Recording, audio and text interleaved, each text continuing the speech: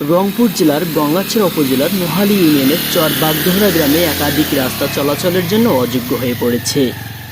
শুধু অযোগ্য নয়, রীতিমতো ধান রোপণ করার মতো অবস্থা হয়েছে। বেশ কয়েকটি রাস্তায় এর মধ্যে মেইলের পার হাতে আব্দুর রাজ্জাকের দিঘি পর্যন্ত ও বড় দিঘির পার জামে মসজিদ থেকে রফিকুলের বাড়ি পর্যন্ত এই সকল রাস্তায় এতটাই দুর্ভোগের শিকার হচ্ছে পথচারীরা, তাহা বলার অপেক্ষা রাখে না। তাই বিষয়টি অত্র অঞ্চলের মেম্বারকে জানানো হলে তিনি বলেন, উপর মহল থেকে অনুদান না পেলে আমার করার কিছুই নেই।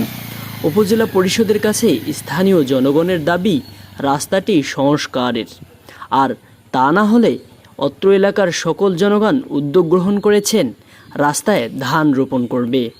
তাদের মতে যে রাস্তায় চলাচল করা যায় না সেখানে ধান রোপণ করাই উত্তম কাজ হবে বলে জানিয়েছেন স্থানীয় জনগণ।